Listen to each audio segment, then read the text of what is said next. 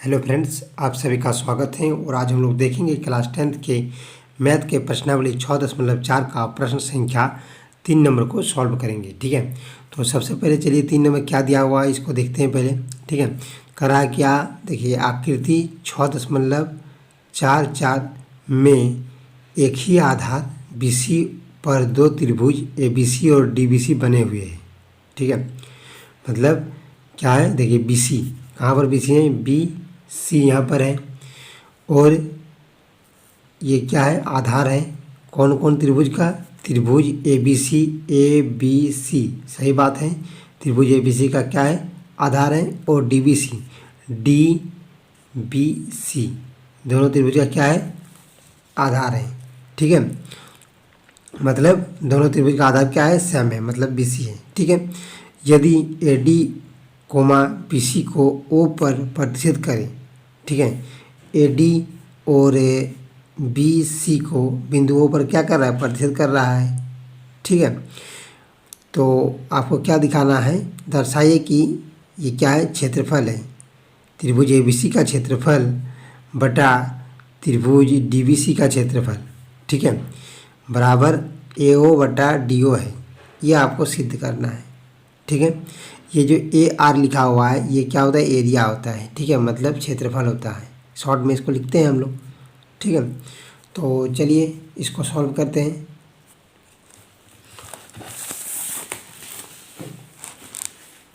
तो सबसे पहले क्या करना है आपको, जो चीज़ दिया हुआ है उसको लिखते हैं पहले।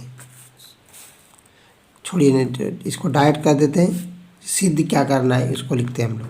ठीक है, चलिए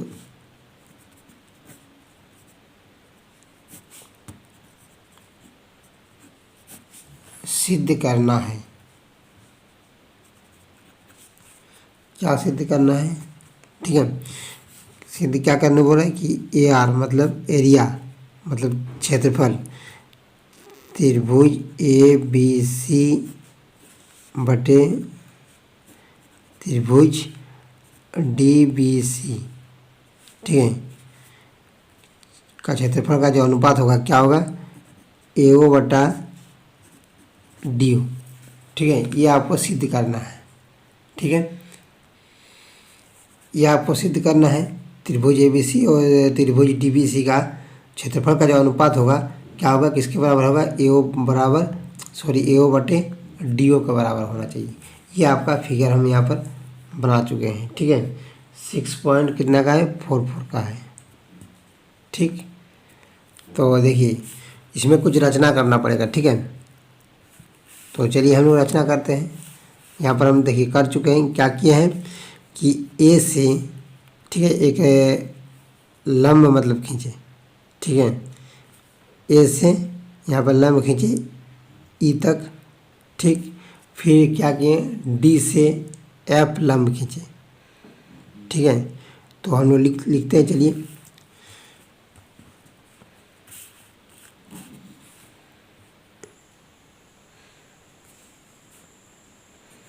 यहाँ पर लिखते हैं रचना में, रचना AE यहाँ पर लिख सकते हैं क्या, AE को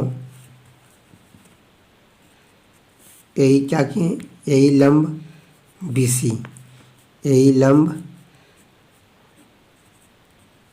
BC लिख सकते हैं। AE क्या किए, AE लंब BC डाल दिए। ठीक है, तथा फिर क्या किए, तथा यहाँ पर DF लंब BC, ठीक है, लिख सकते हैं DF लंब BC।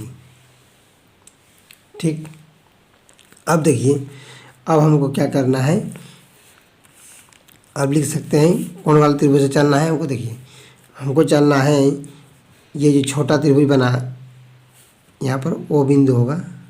ठीक है, AOE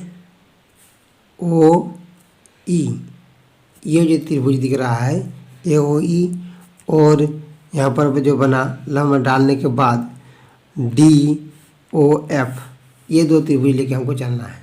ठीक है, देखिए क्या करेंगे हम, सबसे पहले कि त्रिभुज ए ओ ई और त्रिभुज डी ओ एफ, ठीक है।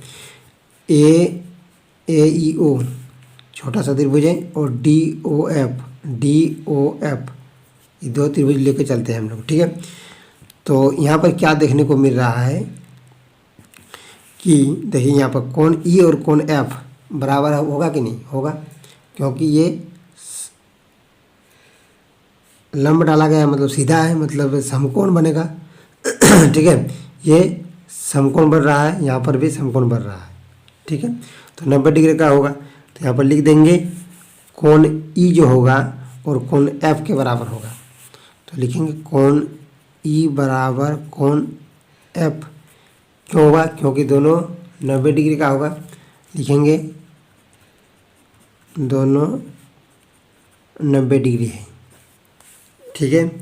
और यहाँ पर देखिएगा ये जो दो त्रिभुज हैं इसमें हमको क्या देखने को मिल रहा है, ये वाला कोण और ये वाला कोण, ठीक है, दोनों बराबर हैं, क्योंकि ये क्या है, शीर्षाभिमुख कोण है, ठीक। तो कोण ए, इसको हम लोग कैसे लिख सकते हैं, देखिए इसको हम ऐसे भी लिख सकते हैं, ए ओ ई लिख सकते हैं और डी ओ एफ ऐसे भी लिख सकते हैं, और डायरेक्ट नहीं तो ऐसे लिख सकते हैं हम लोग, क्या, देखिए इसको लिख सकते हैं कोण ओ बराबर कोण ओ, ऐसे भी लिख सकते हैं, ठीक है। तो ये क्या कोण है, शीर्षाभिमुख, शॉर्ट में लिख देते हैं शीर्षाभिमुख,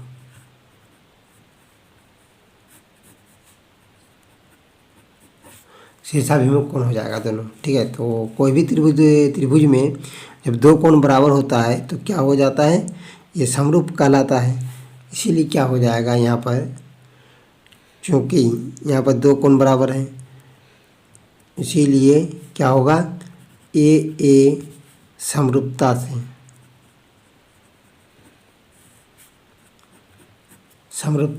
ए समरूपता से क्या होगा, ये जो त्रिभुज होगा, त्रिभुज ए ओ ई समरूप होगा त्रिभुज डी ओ एफ, त्रिभुज डी ओ एफ, ठीक है, क्या होगा, समरूप हो जाएगा। अब देखिए आगे, तो जब समरूप होगा तब इसका संगत भुजाओं का जो अनुपात होगा क्या होता है, बराबर होता है, ठीक है। तो हम लोग क्या लिख सकते हैं, देखिए यहाँ पर ओ ए और डी ओ क्या होगा, बराबर हो जाएगा, ठीक है। तो इसीलिए क्या हो जाएगा, ए ओ बटे में क्या होगा, डी ओ बराबर ओ ई होगा बटा ओ एफ, ठीक है, ओ ई ओ एफ, फिर हो जाएगा आपका ए ई बटे में डी एफ हो जाएगा। लिखने का और एक तरीका है शॉर्टकट में, देखिए कैसे लिखते हैं हम लोग, जैसे कि यहाँ पर दिया हुआ है तो ए ओ लिखें, तो ये पहला और मध्य वाला, तो इसका देखिए ए ओ लिखें, फिर हम क्या लिखें, डी ओ लिखें, फिर देखिए ओ बीच वाला और लास्ट वाला, बीच वाला और लास्ट वाला, देखिए यहाँ पर भी बीच वाला और लास्ट वाला, और यहाँ पर लास्ट और फर्स्ट ए ही लिखें, तो यहाँ पर डी एफ लिखें, ठीक है। इस प्रकार भी आप लोग दिमाग लगा कर लिख सकते हैं, ठीक है। और यहाँ से अगर त्रिभुज से समझना है तो ऊपर भी हो जाएगा, ठीक है। तो ये क्या हो गया, मान लीजिए इसको समीकरण 1 मान लिया, ठीक है। अब देखिए फिर लिखेंगे, फिर एरिया मतलब त्रिभुज क्षेत्रफल क्या होगा, त्रिभुज ए बी सी का क्षेत्रफल जो होगा बटे में, यही तो आपको प्रूव करना है ना, रुकिए 1 मिनट, त्रिभुज डी बी सी, आपको ये प्रूव नहीं करना है, आपको ये प्रूव करना है, ठीक है, पहले लिख चुके हैं हम लोग, ठीक है। तो डी बी सी त्रिभुज ए बी सी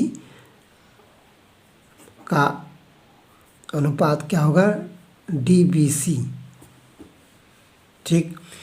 इसका जो एरिया होगा मतलब क्षेत्रफल जो होगा क्या होगा, देखते हैं, चलिए यहाँ पर ध्यान दीजिएगा, ए बी सी कहाँ पर है A B C, A B C. तो त्रिभुज ए बी सी का क्षेत्रफल जो होगा मेरा क्या हो जाएगा, देखिए ये हो जाएगा आधार और ये ऊंचाई होगा। तो हमको पता है कि त्रिभुज का क्षेत्रफल क्या होता है, 1/2 आधार इंटू ऊंचाई। आधार क्या है बी सी, तो यहाँ पर लिखिए बी सी। ऊंचाई क्या होगा ए ई लिख दिए, ठीक है। अब देखिए यहाँ पर फिर क्या लिख सकते हैं हम लोग, इसका डी बी सी के लिए, डी बी सी के लिए तो आधार क्या हो जाएगा बी सी हो जाएगा। यहाँ पर भी 1/2 गुना बी सी गुने ऊंचाई क्या होगा डी एफ लिख सकते हैं। अब ध्यान दीजिए यहाँ पर ये बी सी ख़त्म, ये 1/2 ख़त्म, कट गया, बचा क्या ए ई बटा डी एफ। अभी भी मेरा हुआ नहीं है क्वेश्चन, ठीक है। देखिए ए ई बटा डी एफ जो होगा, अब हम लोग देख सकते हैं कि ए ई बटा डी एफ जो होगा, यहाँ पर देखिए ध्यान से देखिएगा, ए ई बटा डी एफ यहाँ पर भी है। उसके बराबर क्या लिख सकते हैं हम लोग लिख सकते हैं ओ ई और ओ एफ लिख सकते हैं, नहीं तो ओ ए बटा डी ओ भी लिख सकते हैं। इसके बराबर इसको भी लिख सकते हैं और इसके बराबर इसको भी लिख सकते हैं हम लोग। तो जो मेरा काम वाला है उसको लिखेंगे। तो देखिए ये आपको सिद्ध करना था, तो इसको हम लेके चलेंगे, ठीक है। तो यहाँ पर लिखेंगे एरिया त्रिभुज ए बी सी, त्रिभुज ए बी सी का क्षेत्रफल बटे एरिया डी बी सी का क्षेत्रफल बराबर क्या होगा, देखिए ए ई बटा डी एफ के जगह में क्या लिख सकते हैं हम लोग, ओ ए बटा डी ओ, ए ओ बटा डी ओ। ये आपको सिद्ध करना था, ठीक है, जो कि मेरा हो गया सिद्ध। यहाँ पर क्या लिखेंगे हम लोग, समीकरण 1 से लिख देंगे, समीकरण 1 से, ताकि समझने में आसानी हो, ठीक है। तो ये हो गया आपका प्रूव्ड,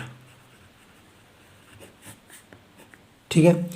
तो थैंक यू दोस्तों, अगर वीडियो अच्छा लगे तो लाइक कीजिएगा और चैनल में नए हैं तो सब्सक्राइब कीजिएगा। Thank you.